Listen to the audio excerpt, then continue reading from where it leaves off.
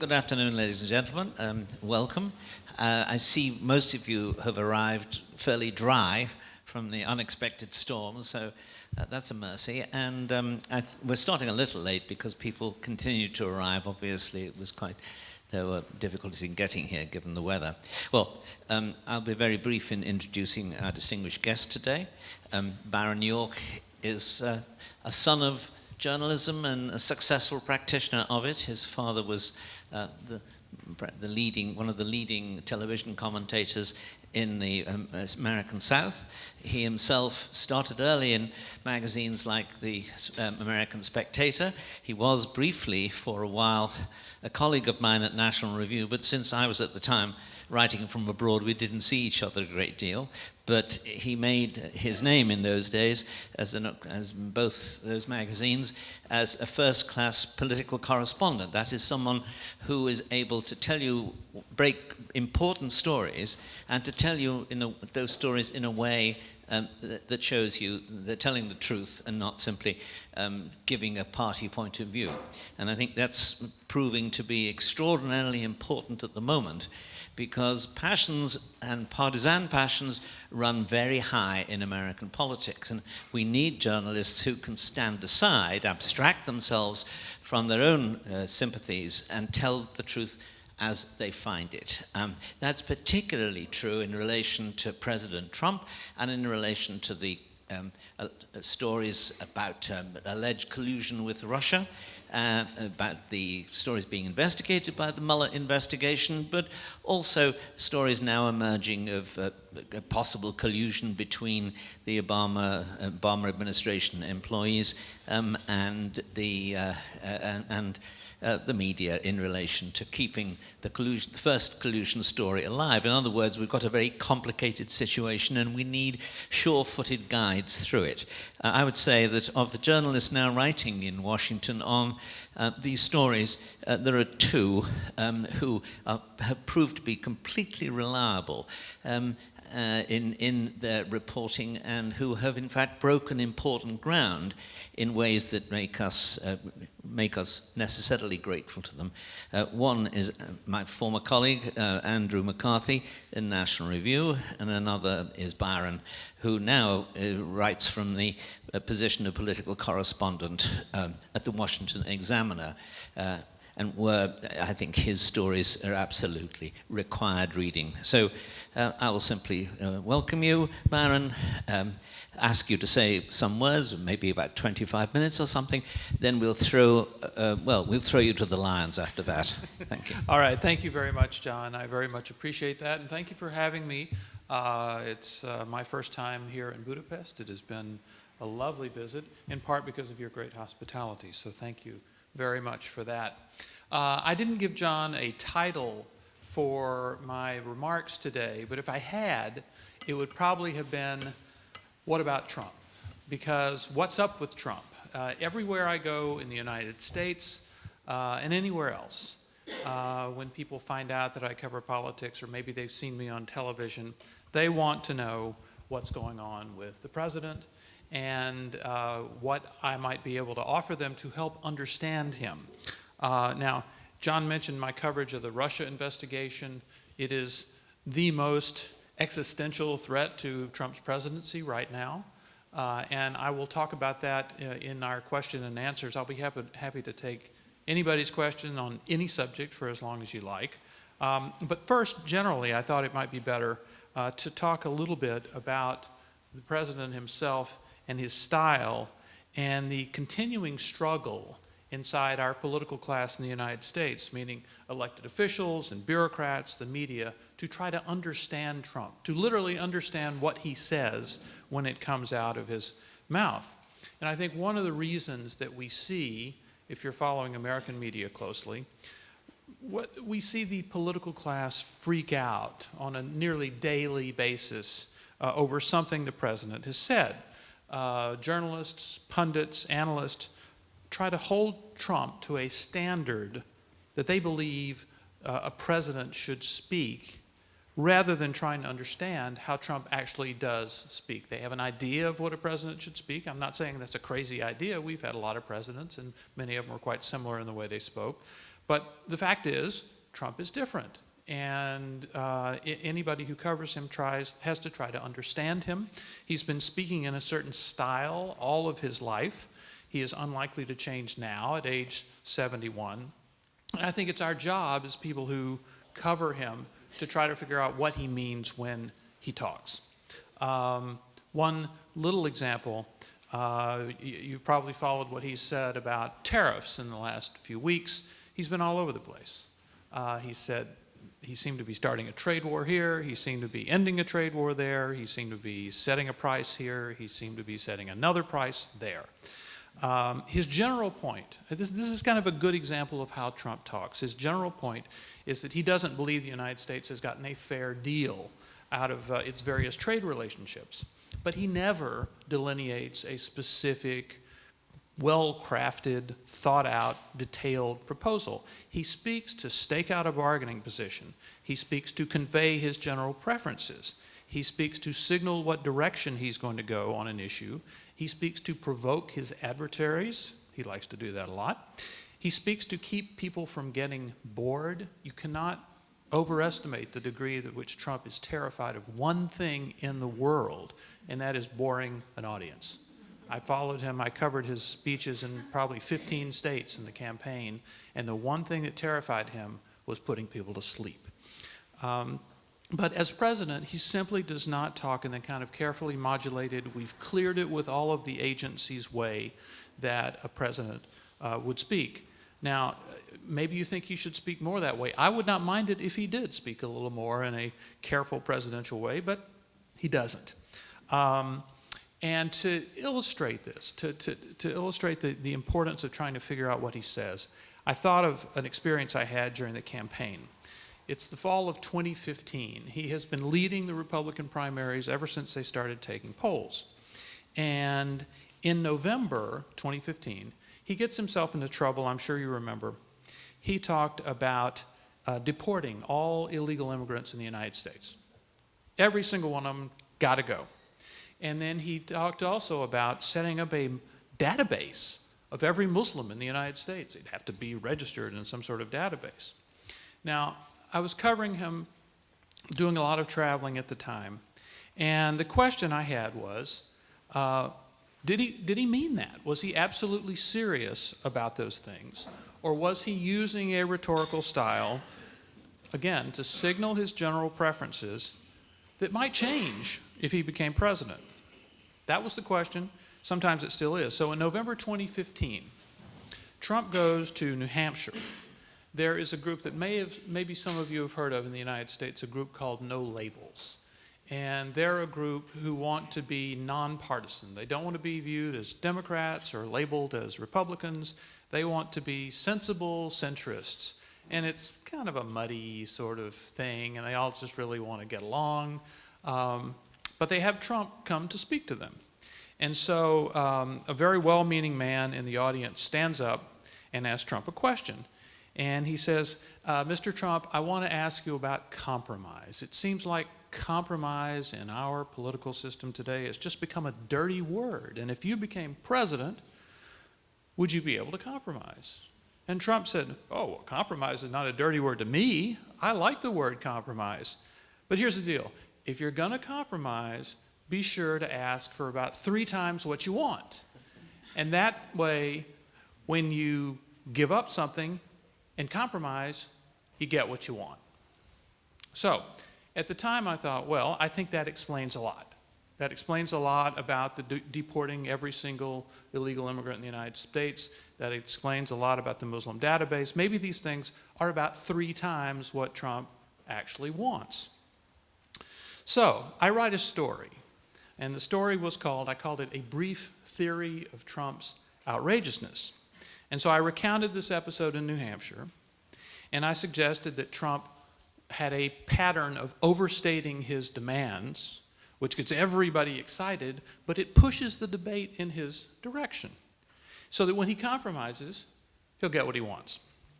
So I wrote, maybe Trump has this is a quote from the story, I said, maybe Trump just has a lot of outrageous ideas, or perhaps something else more strategic is going on.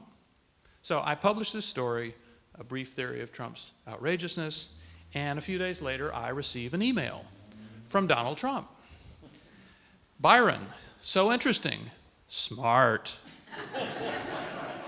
Best wishes, Donald Trump. So I figured, I think that's the answer. I mean, that's what he was doing. He was clearly telling me, of course that's what he was doing. He was, he was exaggerating because that's what he likes to do. I thought there's my answer. Several weeks later, in early January, we're in Iowa. It's before the Iowa caucuses. I go on his rather lovely plane. It's a big 757. It's, it looks like a yacht inside. It's got all the polished wood and gold and stuff. So I asked him about some of these positions, and I said, do you really want to do this, this, and this? Are they opening positions in a negotiation? And he looked at me like I was kind of crazy, and he said, well, they're very strong positions. I said, but yeah, are they really just opening positions? And he said, well, sure they are. Everything's negotiable. And I think that that's important to remember about Trump. Now, that said, a number of things about his style, his personal style, have caused him a lot of trouble in his first year in office. And we know a lot of the trouble he has with the press and people going nuts with their hair on fire about this statement or that statement. But he's actually had serious sort of functional problems in dealing with Congress. I think the first thing you have to remember about Trump's adjustment to becoming presidency is just how small the Trump organization, his private business, really was. It had assets in the billions of dollars, but as a business organization, it was very small. Maybe 5, 6 people did the whole thing. They were always coming in and out of his office on the 26th floor of Trump Tower. And he had his brother was involved, a couple of long-time confidants. When the children became adults, they were involved, a tiny group. This is not how the executive branch of the U.S. government always works. So I think that what he has done is try to adjust or fit this style onto being president, and it's been hard. And it has especially been hard because of the existence of Congress, which is something that I'm not sure he fully thought through when he wanted to be president. But his problems with Congress are, one, his tendency to overpromise, which is part of that exaggeration I was talking about. His tendency to overpromise, worked on the campaign trail, can blow up in his face with legislation. And two, this art of the deal negotiating style that he is so proud of, it doesn't work very well when he's dealing with ideologically motivated opponents, and sometimes with ideologically motivated allies. He'll say, what do you want? Trump likes the idea of being in a negotiation with somebody and they won't give in to his immigration proposal, and he says, well, what if we build a bridge in your district and we spend $10 million? He likes that, but he can't deal with people or finds it more difficult to deal with people who are ideologically motivated, who believe the government should be smaller, that it's wrong for the government to be in this part of private life or to intrude into this part of life.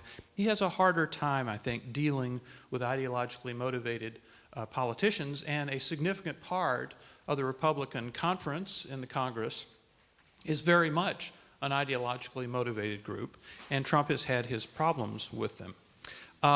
Third problem is that his assumption that he could get things done quickly was really deeply naive, just deeply naive. And I think part of that came not only from his business experience, in which he could just tell somebody to do something and they would do it. I think it also came from the ease with which he became president. I mean, it's the most grueling thing to do in the world. But Trump found, and he said this, that I just go out there and I talk for a while and they all cheer and they really seem to like it.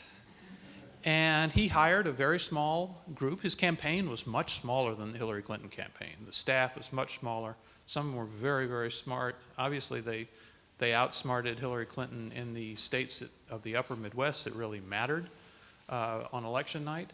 But I think Trump found becoming president kind of easy. and it's never been portrayed that way, but I think that he thought perhaps governing would be the same way, and it hasn't been. The fourth thing is that he does a lot of name calling. I mean, in the campaign, calling his opponents by giving him derogatory nicknames like Little Marco or Lion Ted, that all worked very well. Low energy Jeb, but it doesn't work as well with Democrats who don't like it, and they don't like him, and it just deepens the divide between them, which is already significant. And the fifth thing is, I think Trump underestimated the degree to which he would have to lead Congress. Now, this is not to say anything bad about legislators. They've all been elected in either their district or senators statewide, but they really want to be led. They want to have a president who says, we're going to do this, and then they get behind him doing that. And I think Trump didn't fully understand just how difficult that would be. But despite all of his problems, he has actually, I think, accomplished quite a bit. Conservatives, in many ways, are happy with him. You may remember at the end of Trump's first year in January of this year, when it's traditional to do year-end evaluation stories, a lot of conservatives who had actually kind of complained about Trump a lot because of whatever the daily controversy was, they looked and they saw what he had done in the course of the year, or what he and the Congress had done, and they said, wow, that was pretty good. They had cut corporate and individual tax rates. They had repealed the individual mandate in Obamacare. They had appointed a solid conservative to the Supreme Court, and they had appointed and confirmed, this is really important, a record number of judges to the Federal Circuit Courts of Appeals, which are just below the Supreme Court and are usually the court of last resort for most Americans who get into that court system. He had gotten rid of hundreds, if not thousands, of unnecessary regulations. He had promised to kick the hell out of ISIS, and he had done it. He had approved new pipeline policies for oil drilling, and he had done a number of other things and I think a number of the conservatives who had been upset that he called somebody a name or that he said something kooky about the Attorney General, they had to look at that and say, wow, that's pretty good. If you had told me a year ago that a Republican president of any name had achieved those things, then we would have been pretty happy with it. So I do think that he has managed, even with those problems I was talking about, he has managed to achieve an enormous amount. But there is an embattled quality every day to his presidency, and that is because he is actually embattled. There are clearly Democrats and some never-Trumpers, Republicans we call never-Trumpers, would like to see him removed from office. And he it sometimes appears to be fighting for his own presidency. But before anybody counted him out, I would talk about one more story from the campaign. And this was on Election Day. And I was looking to write a story on Election Day that we could post on our website. That's WashingtonExaminer.com. And we could post on our website, and it could be up on the website all day until, of course, the results started coming in at night, and that would, of course, be the story. So I wrote a story looking back at all the time pundits had predicted that Trump would quit. If you followed the campaign closely, he was the leading candidate in the Republican Party, start to finish, wire to wire, and yet there were many, many, many times when it was predicted that he would just up and quit. First, the pundits said he would never enter the race, and then when he joined the race in June of 2015, they said he would never make it to September.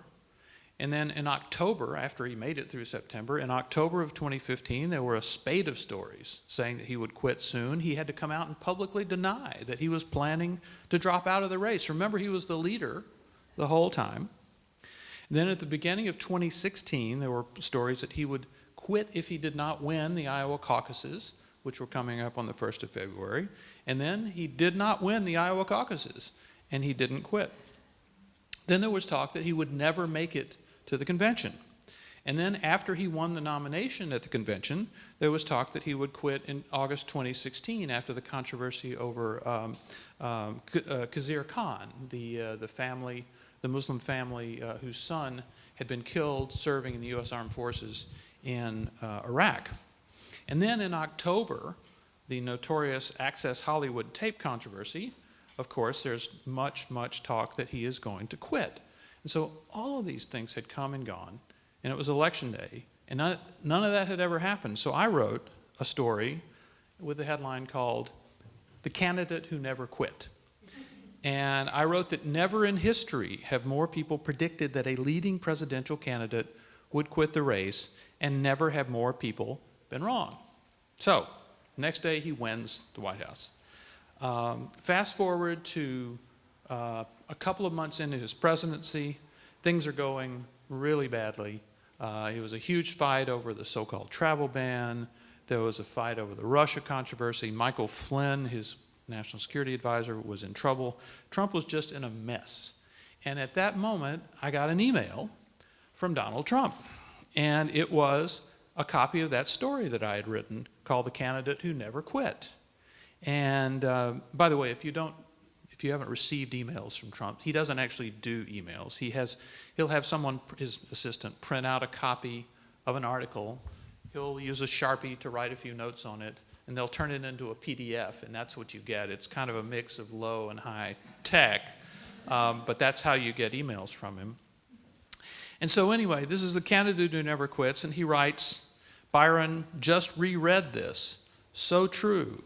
Amazing job." Now, I don't think he meant I was doing an amazing job. I think he meant he was doing an amazing job.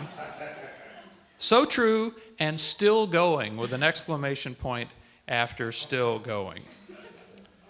So, this is from a president who's in the middle of a firestorm. And what I took from that is that he was reminding himself that he'd been through a lot of firestorms before and had come out of them, not just as president, as a candidate, but as a businessman too. And no matter how it looks, he will get out of this one too. So the lesson I would take from that is that no one, no matter how bad it looks, should ever underestimate Donald Trump. And with that, I would be happy to take your questions about any subject you have, not just Trump, American politics, anything you might want to talk about. And thank you very much.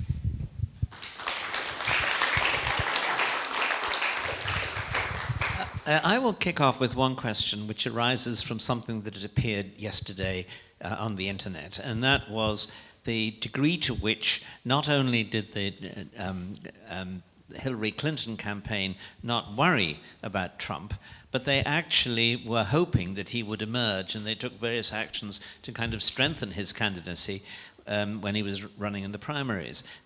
Would you like to comment on that? Did you notice any of this in the campaign itself?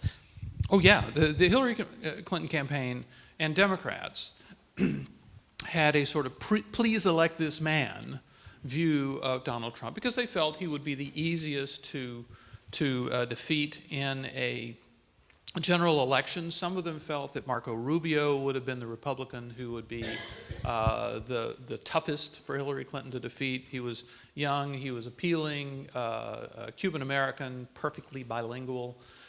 So they thought that they were scared of Rubio. Also because Rubio would have brought up the generational issue in this campaign because we ended up with the two oldest candidates going against each other. Trump now is 71 and Hillary Clinton would be 70 if she were president. So Americans took a generational step backwards in this last campaign and rejected all the people who are in the sort of sweet spot for becoming president in their 50s. But they clearly did not take Trump seriously. I saw this all over the place. I certainly saw it with Republicans as well, because his Republican primary opponents did not believe he would be able to sustain his lead in the primaries. And I will say, this is getting in the weeds a little bit, but they weren't looking carefully enough. In January of 2015, so this is before stuff has happened, Trump, actually Christmas 2014, I should say, Christmas 2014, there's a man named Chuck Loudner, who I assume no one has ever heard of because nobody has, but he's a very effective Republican political operative in Iowa. And he had guided the previous winner of the Iowa caucuses, Rick Santorum, to his victory in 2012. And Chuck was viewed as perhaps the most effective Republican operative in Iowa. And he gets a call, Christmas 2014, nobody's talking about Donald Trump. He gets a call from Donald Trump, who hires him. And I find out in January, and I thought, that's serious. I mean, if Trump hired this guy, that means that Trump knew about him, and he decided that he would be the right person to hire for the campaign. And from that moment on, I thought that Trump was serious.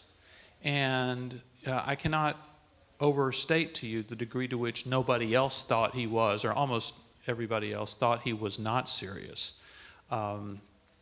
If you listen to the commentary at the time, people, Republicans and Democrats, were calling him a carnival barker and a clown and a reality show host and all of these things. And I think Trump benefited from that moment at the beginning of his race all the way to the general election. He benefited from his opponents not taking him seriously, and they never looked below the controversy of the day to see what he was doing in the key areas that you had to perform to win the presidency.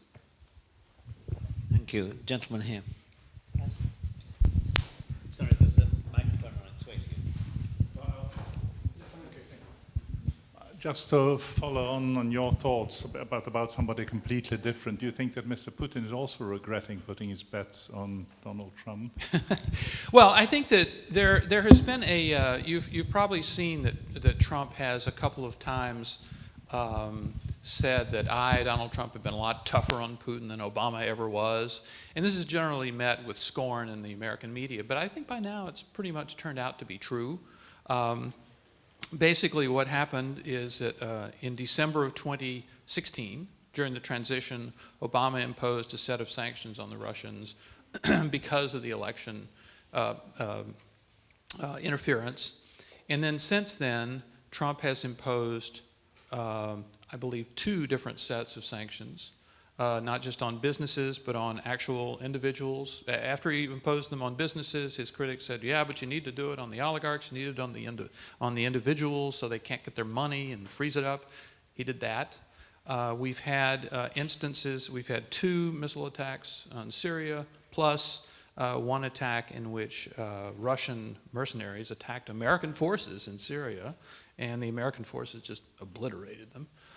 Trump has sold, I forget the name of the handheld missile that's used as an anti-tank weapon. He's sold that to Ukraine. And these were all issues that Trump was supposedly thinks he wasn't going to do because he was too close to Putin. And so I think too much is made of the fact that Trump has chosen not to publicly ridicule Putin. He hasn't given him a nickname, and he doesn't bash Putin. But I think if you look at the substance of what he has done, I can't imagine that Putin would think he would have gotten a better deal with Trump as opposed to Hillary Clinton. Thank you. Next question. Yes, the lady there. So as the little engine that could and would and did, what do you make of why he wanted to run, and also why would he want to run again? It's such an embattled presidency. I have no idea why he wanted to run. He had said it all the time. He'd been talking about running for president since the 1980s. And he had been a celebrity in America for a very long time. He had turned himself into a celebrity, really a press hog sort of celebrity in New York in the 70s and the 80s. He had made himself a celebrity as a developer. And then basically, he was a developer for a while. And he can point to Trump Tower. He really did build that big skyscraper. But then he becomes, probably around the late 90s, early aughts, he becomes someone who basically makes money from selling his brand to all sorts of various projects and then collecting fees out of that. That's basically what Trump has done. And I think he always enjoyed talking about running for president. And he had a lot of people thinking he was going to run in 2012, and then he, at the last minute, pulled back and said no, which is why when he started making noise in 2016, a lot of these seasoned political reporters didn't pay any attention to him because they'd seen this before. And your question really is, why did he pull the trigger in 2016? And I don't know that I know that I don't know. I do know that I think he was surprised that he won. I think he was surprised to find out how easy it was to, and you have to remember, he was doing a completely different style of campaigning than other candidates. You know, the Romney campaign was, would just kind of put people to sleep. Romney, you would go to a Romney campaign event, and he would play a couple of country music songs because he thinks that's what Republicans want to hear. Oh, they like the country music, play that. He comes out, he said, tells you how much he loves his wife, how great his family is. He started a business. He's created a lot of jobs. He would repeat America the Beautiful for some reason. He would recite that. And then he would ask you to vote for him, and then he'd leave. I mean, it was like really boring. It was just astonishingly boring. Trump was completely different. A Trump event was was a completely different thing. The first, I guess, the biggest one we saw, there were two really big ones that should have gotten people's attention. He had one in Mobile, Alabama, at a football stadium, I think in August of 2015. And then in September of 2015, I went to an event in Dallas, which was at the basketball arena in Dallas. Seats about 17,000. It was filled. And Barack Obama had filled that stadium in 2008. And it seemed to me that Trump was creating this kind of enthusiasm that I had not seen since Obama. I mean, it's different people, but it was, 17,000 people. And I'm telling you, Jeb Bush couldn't have gotten 750 people somewhere.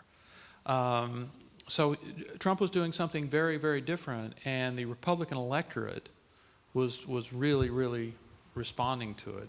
So I think once he had made this decision to go ahead, he kept getting really positive feedback. And some of the controversies that would upset you, if people were saying those things about you, he's okay with that because they're talking about him, and he's the subject of everything, and he can issue another tweet tomorrow morning and they'll talk about that. So I think that it's a mystery to know why he started, but it's not a mystery to know why he kept at it. And you think running the second time? Oh, running a second time? Presidents just usually do run a second time, and I think that they kind of run it to sort of vindicate their first victory. And obviously he'd be the oldest president. If he served 2 terms, he'd be the oldest president ever in office. So he could certainly say, I don't need this, I got all the money in the world, and I've had a good time, and bye-bye. But the ego, I think, is very important in that. So you'd want to win a second term. Next question, gentleman here. Gentleman here, and then 2 people over the back. Thank you for giving me the opportunity to speak. I feel that Trump's greatest accomplishment, being elected president, is the fact that he was able to expose the corruption in the government. I've been watching Judicial Watch, Dick Morris, even Roger Stone, their input, and I find that it's abhorrent what goes on in Washington. And the fact that nobody actually calls what's happening there a coup. It's actually a coup d'etat. You never hear it mentioned. Just because an opposing party spies on all the American people, and we let them get away with it, and they spy on their opponent that's running in the election, which is the lowest thing. They call Hungary a fascist country. Well, let me tell you something. Hungary is in no way comparison to what's going on in the U.S. And the fact that nobody calls it a coup is detestable. Can you comment on that? I think this might be where I'll talk about the Russia affair. Or if Sounds a good introduction.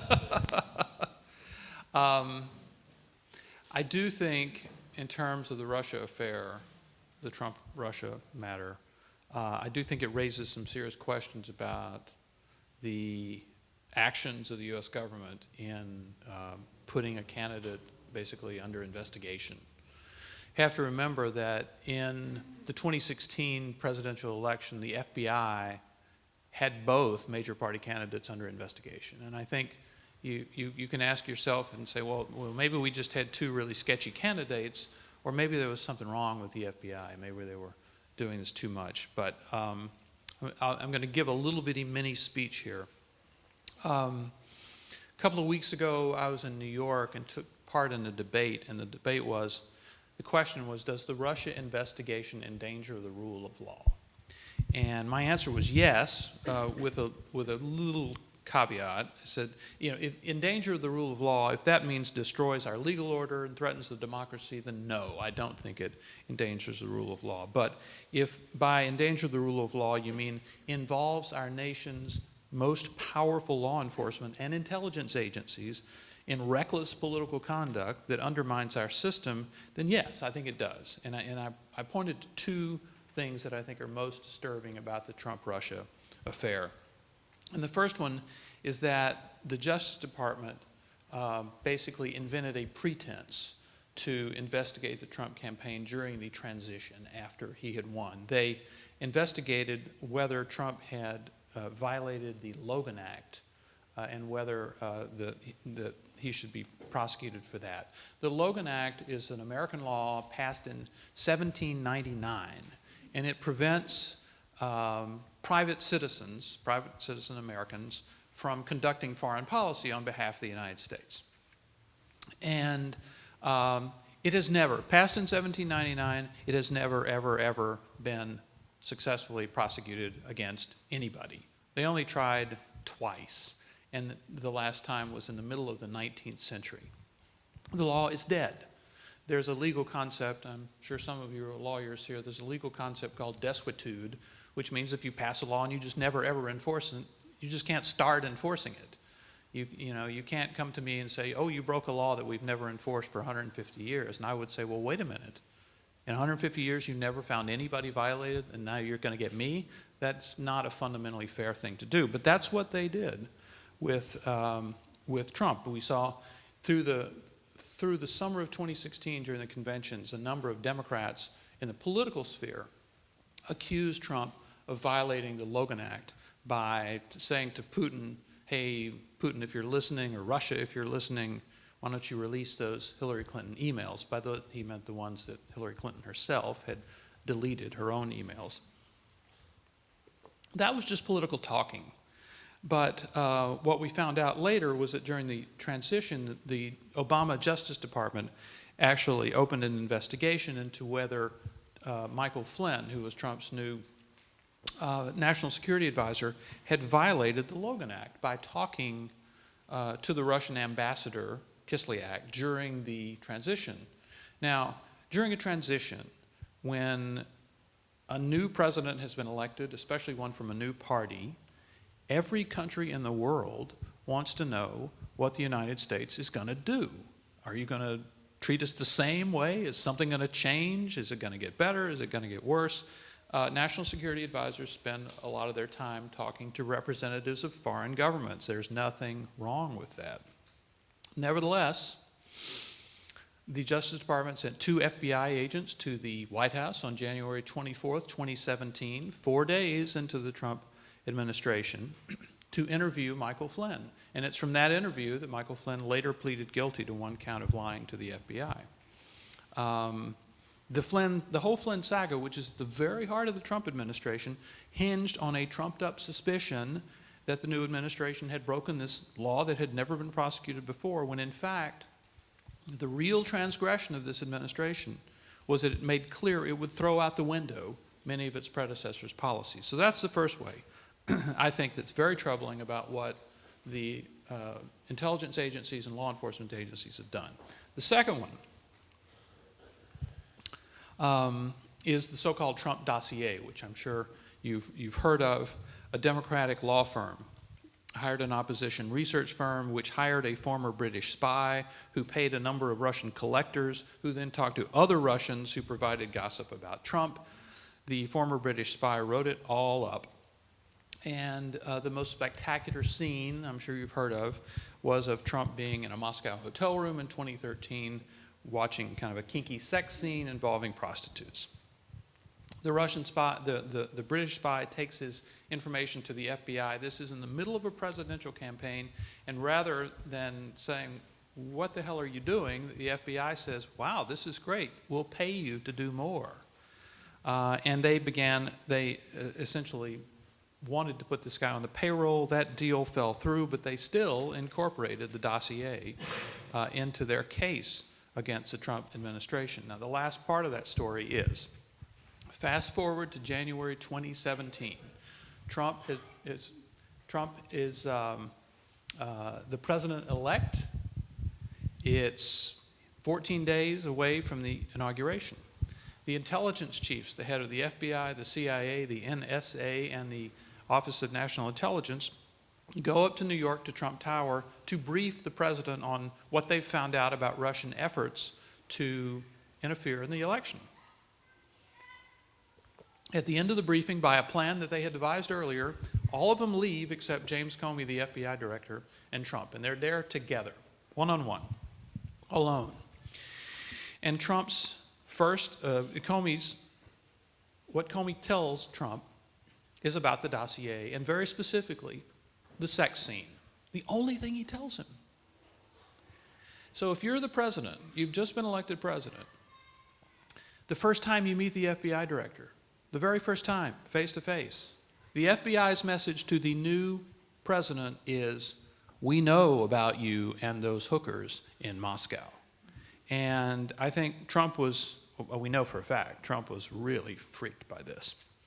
I'm going to read you one little bit of a new book called Russian Roulette by two reporters who well plugged into this.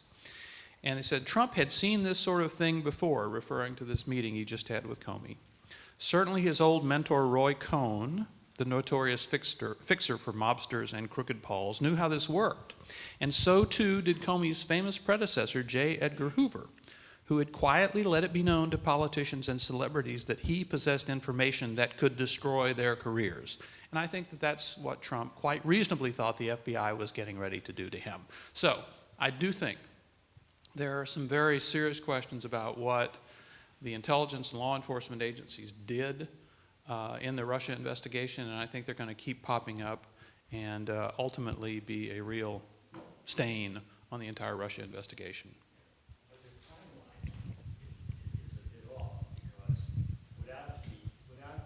Surveillance, Flynn would never have been caught, so-called caught with the Russian ambassador. That all came about as a result of the spying on the Trump team.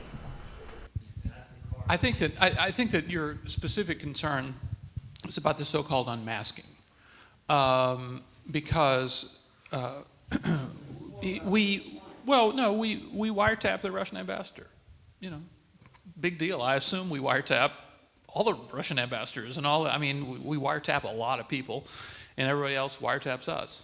That's just the way it goes these days. The biggest problem was the Obama administration's use of this particular tapped conversation to identify Flynn, who's an American citizen, and there are laws about the handling of Americans who are picked up. It's called incidental collection in a conversation with a wiretapped individual. So I do think there's serious questions about the way they used it. Thank you. There are three questions here. Gentleman here. Do you think Trump has any ideology? I mean, for example, Christianity. He refers to Christianity a lot, Christmas, and you know. Yes.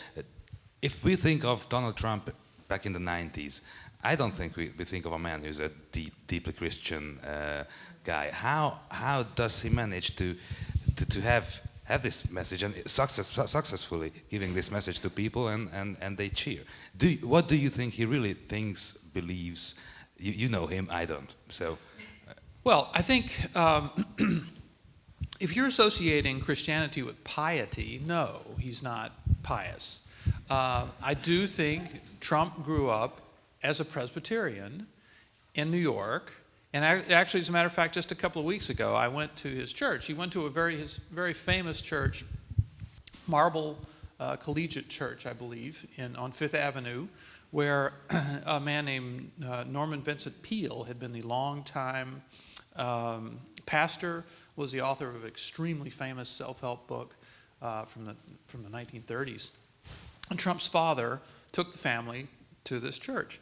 And so I think he had a very conventional 1950s way of understanding what church is. You go to church, you sing a couple of songs, you pray, and you leave. And look, did it guide the way he partied or does business? No, I don't think so at all. Does he identify as a Presbyterian? I think he does. But none of the sort of piety explains this. And I should say one more thing, which is it's often been remarked that it's kind of mysterious that evangelical Christians in the United States support Trump so strongly. And like, what does he have to do to alienate them? I mean, and I think the reason I got in the campaign, and the reason I think that it's still true today, for their forbearance of Trump and their continued support of him, is they think he gives them what they want. If you have a baker in a small bakery who doesn't want to be forced by the Justice Department to bake a cake for a gay wedding, they say that it violates their religious principles. Well, Trump's not going to force them to do it. Obama would. And I got the impression during the campaign that, certainly in Iowa, a lot of religious conservatives there, the Republican candidates are always pandering to the religious conservatives there. I mean, it's like Ted Cruz and Marco Rubio kind of were in a battle to see who could carry the biggest Bible around Iowa. But Trump was just himself. He was completely himself, and he was killing them. And the reason was the evangelicals thought that he would protect them. He would protect their ideals, what they wanted, and he wouldn't try to essentially put them out of business. So I think that's why they've gotten his support, even though there's none of that piety, and he doesn't know the Bible, none of that stuff. I think the gentleman right at the back, then the lady in the front, and there's another person. Oh yeah, I'm sorry, thank you. Thank you very much for your presentation. It's full of insight, and I have tons of hypothetical questions, but I'm going to restrict it to one. It seems that Mr. Trump has courted controversy, and controversy has followed him ever since he was into real estate, and it seems that he thrives on that controversy. Well, it seems also, at least from this side of the pond, we seem to look at the results of the election in terms of a massive rift within the body politic. Is he concerned about this? Do you think he's going to try and mend fences? Do you think he's concerned? Do you think he can plug the rift, or he doesn't care and he thinks he can just ride the wave? Well, first of all, American politics in the last generation has not been characterized by uniters. I mean, Karl Rove's theory with George W. Bush was to get your base and get to 50.1%. And Barack Obama's theory was to get enough Democrats so you can pass what you want without having to rely on Republicans. Nobody has been a uniter in the last couple of presidencies, and Trump certainly isn't either. But the issue of his controversies is really interesting because we all know there's a kind of a daily hair on fire controversy from Trump. And he's often stoked it himself by something that he has tweeted. I remember during the campaign, there was a time when he was doing an interview and he was asked about David Duke, who's an obscure Ku Klux Klan leader who is usually cited by liberal press to force Republicans to denounce, which is really easy for them to do because David Duke is a reprehensible individual and you should just say, I'd never want anything to do with him. Well, for some reason, Trump, who had denounced him earlier, didn't denounce David Duke. In the interview, he said, well, I don't know who you're talking about. and I don't really agree with that kind of stuff, but I don't know who you're talking about. So this had caused yet another controversy of the day, and I happened to be covering a Rubio rally, and it was in Virginia, I think. And this is something I had been thinking about for weeks earlier, but the people I talked to at the Rubio rally, now these were not necessarily Rubio supporters, they were shopping. They were still out, going to see the various candidates, see who they liked. And a number of them, as I talked to them, had been open to supporting Trump, but after this David Duke thing, it was just, they kept saying to me, it's just one thing after another. It's just going to be one thing after another with this guy. And I actually wrote a story, I think it was called A Brief Theory of Trump Fatigue, which is that every human being, I think, has a certain level of disorder that he can tolerate. And above that, they want to get out. They want relief. So Trump supporters who just started to think that it was all too much started looking at other candidates. Trump doesn't have such a limit, apparently. I don't think there's any level of disorder and controversy that bothers him. He seems to thrive in it. And so this is not going to unite people. But I do think one thing that's been remarkable about Trump is, his I didn't check his Real Clear Politics average of polls rating, but it's been around 40 for a long time. Never, ever higher than 46. His first month in office, it was 46, never higher than that. And that is the kind of level of support that if you were going into a general election with just one other opponent, you versus them, he could pick off enough support to win. He won this time with 46% of the vote, maybe. Hillary was about 49. So yes, he courts controversy. No, he does not unite, although nobody else did either. And yes, it might be enough to win again.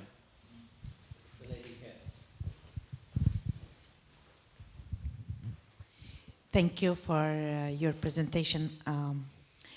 I have a question. Since 1995, we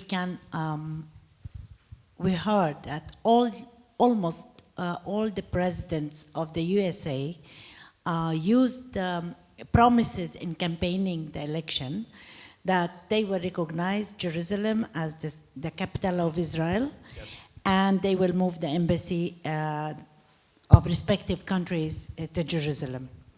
Why exactly Donald Trump implemented these promises, and not directly after he had won the election?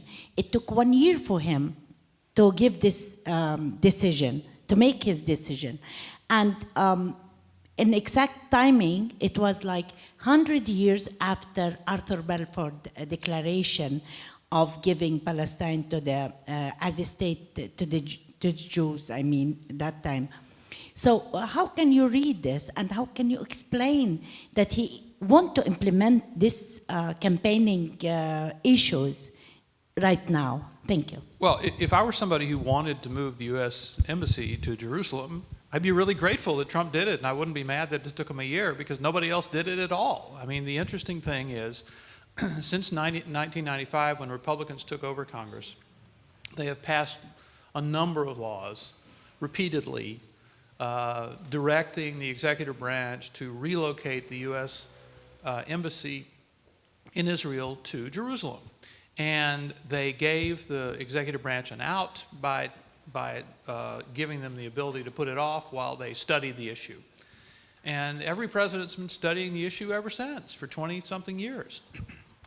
The remarkable thing about Trump is that I think he saw this as one of the really stupid things in government, where there's this little fig leaf where they all say they want to do something and tell their voters they want to do something, because a lot of American evangelicals, my sense is that the Jewish voters in the United States are probably divided on the issue, probably along their party lines, but a lot of American evangelicals really want this move of the embassy to Jerusalem.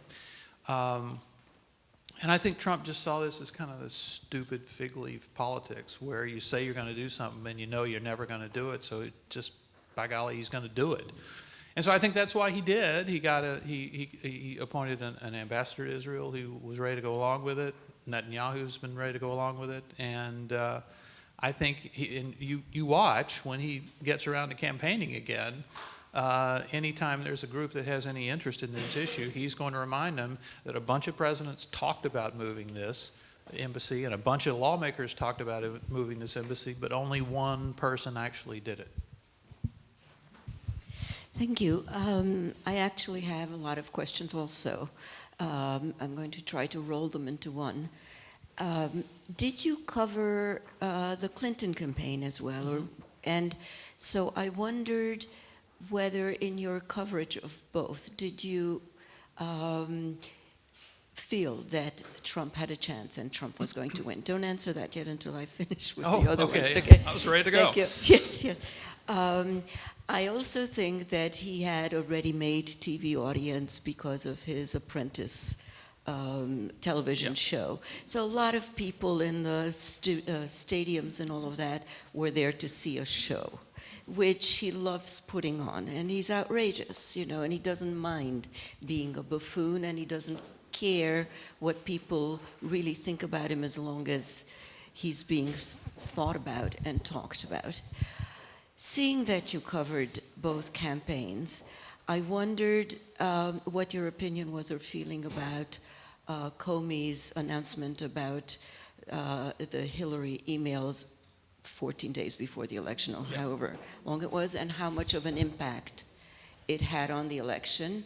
And tangential to that, that his new book that just came out, I very much feel that it's a let me explain my report card whitewashing effort, and you know, as to his role, and that he's really innocent and he had our country's greatest good at heart. And a little bit to what the gentleman said before, it really does, for the first time in my life, make me question about what kind of role did the FBI have in this, and why come up with this book now? Well, it's good. I'm going to stop you there. Yeah, It's- that's it. Okay. It's Yes. first of all, it is, and I'll get to this at the end, it is good that you mentioned the FBI's activity from the flip side, from the Clinton side, which we should talk about. But in the Clinton campaign, the Hillary Clinton campaign was as unexciting as an event as the Trump campaign was exciting. It was very responsible. I remember a trip to cover her through North Carolina, which was really, so close to the election, really important state. If Trump couldn't win North Carolina, which Romney had won, and I think, in the 2012 race, then he was going to have a big problem. And Hillary Clinton campaigns, they were checklist speeches. They were very smart. They checked everything off. They mentioned 2 or 3 local officials who were here and all the great work they've done. And it was just very responsible, efficient, and boring. And it didn't seem to be turning crowds on. And this is late in the campaign. It was kind of like you're trying to light a piece of wet cloth. You know, you just keep the fire under it, and fire under it won't do it. Only one time did she get a really, really big crowd, and that was when she had Michelle Obama come down and talk with her, and campaign with her, and the crowds were very enthusiastic about seeing Michelle Obama and Hillary Clinton. Hillary Clinton by herself, not so much. So there was always a plodding, one foot in front of the other quality to the Hillary Clinton campaign. And I remember covering her versus Obama in 2008 in Pennsylvania, just trudging back and forth from western Pennsylvania to eastern Pennsylvania, and she had that same sort of plodding character. And you may say that, well, she would be a plodding, responsible president, and there's worse things than that. Now, as for whether I thought that Trump would win, no. If you'd asked me the day before Election Day, like Donald Trump himself, I didn't think he would win. Basically, I don't know if you've ever looked at them, but there are websites in which are maps of the United States with the Electoral College numbers on them, and you can turn this state red and this state blue and come up with all different totals. And Trump's task to win in 2016 was really very simple, extremely hard, but really simple. You win all the states that Mitt Romney had won, plus you win Florida, Ohio, and Pennsylvania. And Florida, you looked like you could do that. Ohio looked very good, but I didn't think he was going to win Pennsylvania. I just couldn't see him winning Pennsylvania. And that was partly my fault, although I will plead that everybody else kind of thought the same thing, because Republicans just don't win Pennsylvania. They hadn't won it since 1988, and Pennsylvania was one of these so-called blue wall states that had voted Democrat in every single election in the last 6 presidential elections. So I had Trump as high as 265 electoral votes, and I talked to a member of the Trump circle. I just ran into him on Fifth Avenue, maybe about 4 o'clock on election day, and they were, one of the things they wanted to do was win more electoral votes than Romney had won, because the Romney people looked down on them so much. And if they won more electoral votes than Romney had, they could say, well, we did better than your guy, didn't we? Winning, I'm not sure they thought that was going to happen. On Comey, I do think you can raise serious questions about what Comey did. First of all, the Republicans raised a lot of questions what he did on July 5th, 2016, when he exonerated Hillary Clinton in this elaborate statement that a lot of prosecutors said this is not the kind of thing a prosecutor should do. You should come out and say, we investigated fully, we decided no charges were warranted, and there you go. And we later learned that he started writing this exoneration letter in May, before July 5th announcement, that he started an exoneration letter before ever interviewing her or any of the key witnesses in the case, or many of the key witnesses in the case, and it just appears to be a kind of a setup job in which they decided to let her off. But that having been done, I think everybody was just stunned on October 28 when he comes out and says, we're reopening this investigation. I mean, it just blew the race up. And I just don't think there's a good explanation for having done that. And then on November 6th, coming out and say, well, never mind, we haven't changed our judgments from July, and it's just act like this never happened, you know. And I think that I think you raised serious questions about that, and I do think that his book tour, at least the part of the book tour that's directed toward Democrats, is trying to say that, hey, I, Jim Comey, did it by the book, and I wouldn't do it any differently this time around, and I had good reason to do that. But that's been received very badly by a lot of Democrats who say, there's no way you can explain what you did, because certainly that, you know, those last 10 days had to do some damage to her, and it was a close election, and I don't think that he'll ever have a good explanation for that, and that's all there is on that one. The gentleman. Thank you for sharing your thoughts. Thank you. Can you hear me now? Yes. I would have also a domestic politics question. In the last couple of months, several dozens of Republicans are announcing that they are not running for re-election. Last week, I believe, Paul Ryan, one of the most influential, also announced that he wants to spend some more time with his kids. Yes, that's what they say. Do you consider this as a major victory for Trump, or do you consider this as a surrender of some power centers within the Republican Party? No, it's a big warning sign for Trump. I mean, Republicans are running for the exits in the House of Representatives, 40 of them. Remember, there are 237 Republicans in the House, and 40 of them have decided to either retire or run for another office, but they're going to leave the House, and that includes the Speaker of the House, who in his mid-40s, middle career, holding a position that is the highest ambition of many American politicians, just decides to quit. And I think there's something. These are not signs of a party that's running well, without a doubt. But I think there's a bigger problem inside the Republican Party, and it predates Trump, because you have to remember, We have had 2 Republican speakers in the last 3 years just up and quit, just bail out. John Boehner did it in October of 2015, and there was no Trump then, and now Paul Ryan has done it. And I think if you look at the Republican conference in the House, it's very divided. There's about 35 to 40 members are in a group called the Freedom Caucus, and they're very conservative, and they often oppose Ryan on a number of issues. About 50 are members of something called the Tuesday Group, who are a little more centrist, and they sometimes oppose Ryan from the other side. The problem is there are 237 Republicans. It takes 218 to pass something with just Republican support. So you can only lose 19 votes and win. So if you've got a block of 35 people who are determined to stop something, they can. And that's what drove Boehner crazy. And it has been not as bad, but it's still bad for Ryan. And I think Ryan also in Wisconsin is probably outside of Utah, the most never Trump state among Republicans, where the Republican opposition to Trump was the strongest.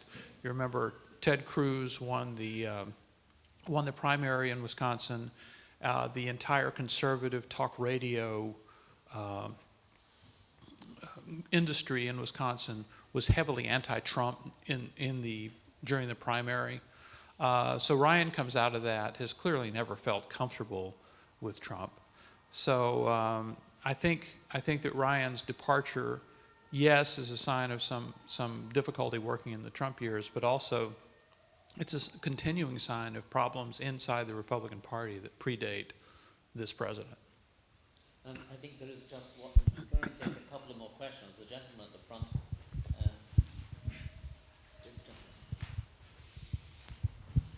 Two very short questions. One regarding French President Macron visit in Washington Yes. starting today. There is lots of debate in France and the French media asking whether it makes any sense to try to discuss with Trump and try to convince him regarding climate change, the Iran file, and sometimes criticizing President Macron to invest so much in the personal relationship with President Trump. So what are your views on this? And the second point is for you as a journalist, do you think 1 year since in the Trump administration, is America is getting greater by days, or what's your assessment if it's already possible to say that America is greater now than it was before Trump was elected, as it was his motto? Are you saying greater, or, yeah, okay. You know, the Trump-Macron friendship has taken a lot of us a little bit by surprise. What's with that? How did that happen? You know, he goes over to France for that big event, and then comes back and he wants to have a military parade in Washington with jets flying over and stuff. And so it's been a little bit surprising. And he's having his first formal state dinner, I think, for Macron. Was it last night or tonight or tomorrow? Okay. And but on the climate change thing, you have to look at the U.S. politics of climate change to understand what's going on here. And if you look at the way opposition to this treaty, which very frankly, a lot of conservatives think is kind of a BS treaty that commits the United States to doing things that other nations don't have to do, and that Trump, who sometimes finds it hard to unite everybody in the Republican Party, has united quite a few of them with his opposition to the Paris Accord. So that's something that's almost like cheap support for Trump, because they never liked it, and he can say, I'll pull out until we get a better deal, which is exactly what he says about NATO. He didn't threaten to pull out, but he wants a better deal. It's exactly what he says about trade. A lot of his message internationally is, you know, we, the United States, we're getting ripped off. People are taking our money here. They're not paying enough for their own defense. This climate deal is us giving a lot of people money, and we're getting the short end of the stick. So I think you have to put it in that context of domestic, especially Republican politics. And on the is America greater? I don't know. I'll let we have a world audience here. I'll let everyone decide that. I think we have to come to an end in a moment. There's a question from a gentleman here and one from a lady here, and then I'm going to go over to the social setting and you can all talk to him individually. So. Thank you. You opened your presentation this evening with a discussion of President Trump's rhetorical style and how his fundamentally different way of communicating and how he sets a very aggressive position and uses that as a negotiating tactic, and how that's confounded a lot of the political class and others. And I suspect part of that is because he's talking about policies that affect millions of people as opposed to a business deal. Right. But I'm wondering, is this going to have a long-term impact on the health of our political discourse in the United States? Is he damaging or changing the way that we address issues in the United States? No, well, personally, I don't think so. I mean, I think Trump is quite unique, and the fact that he became president is probably non-replicable. I don't see, you see celebrities and business leaders saying, well, gosh, I might just run for president. And I'm not sure that they can put that together in the way that Trump did. Now, as far as our political system, certainly on the Republican side, there were deep divisions inside the Republican Party and that pre-existed Trump. Trump did not create those. He exposed them. He identified them. And he really, in his campaign, he kind of blew up Republican orthodoxy on immigration, on trade, on entitlements, and on foreign entanglements. I mean, he would stand up, I remember a debate in South Carolina where he just trashed George W. Bush in the Iraq War and accused Bush of lying us into Iraq, which is a very democratic sort of thing to say. And yet, a few days later, we're still in South Carolina. I go to a Jeb rally, right? And George W. Bush himself has come to try to resuscitate Jeb's dying campaign. It was not possible. But I talked to everybody there who has great respect for George W. Bush. They're Republicans. I said, well, what did you think about Trump saying that Bush had lied us into Iraq? And most of them said, well, I think President Bush did the best he could do, and a lot of it was a failure. I mean, he had Republicans admitting, which they didn't want to admit before, that the Iraq misadventure had indeed been a misadventure. So I think, and on entitlements, there's the whole Ryan-esque view of Social Security and Medicare, that we have to reform these things to reduce future deficits. And Trump came out and said, just like a Democrat, you paid for your Social Security, you paid for that Medicare, we're not going to take it away. Trump really exposed, and that got a really good reception inside the Republican Party. So a lot of these divisions, I don't blame Trump for exploiting them or making them worse. I mean, I think they were serious and they were waiting. And it took, from a Republican perspective, it took two disasters. It took the disasters of the Bush years, and it took the disasters for the Republicans of the Obama years to create Trump. So he didn't create them, he identified them. Last one? I'm going to ask the lady here, and then I'm going to, following that, I'm going to ask our director, Noemi, to propose a vote of thanks. This kind of goes along with his question. I really think it hit upon the prestige of the United States, not only abroad, and also the American people's belief in the system. And as I understand, friends that have worked with Trump, he's hardly, I'm sorry to say, truthful. People have to have 3 or 4 lawyers in the room in order to make sure he said what he said, the fake news and its impact. So the exposing of fake people, lying people, is he a person that you could actually believe, or is he a person you don't believe, and he's affected the future of the United States because of what he's done? Well, I think to go back to how I started off talking tonight is he's somebody that you have to look at what he does. I mean, he says all sorts of things. Now, you can say it's terrible that a United States president will say something and it's not entirely, absolutely reliable, take it to the bank reliable. But it's pretty clear that rhetorically he has had a style that he has used for millions of years, which is to exaggerate, to say far out things, to move the conversation in the direction he wants. So I think one of the things you see in the constant clamor in the press every day is that they get very excited about he's just said something outrageous. And I'm almost never outraged because I think he's pushing things in a certain direction, and I don't feel that this does any permanent damage to our polity. I'm just not that worried about it. A different president will probably go back to being a very conventional president. He's just extremely unusual, and the voters in enough states to win the Electoral College decided that's what they wanted.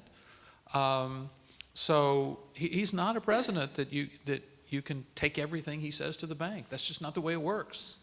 But as I went down that list of accomplishments from a Republican point of view that occurred during his first year in office, he is a president that's gotten a reasonable amount done, and a number of Republicans remain happy with that.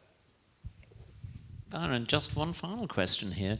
Are you prepared to place any bets on his running again? You did speak about how he's been frequently told by pundits that he's not going to run and has done.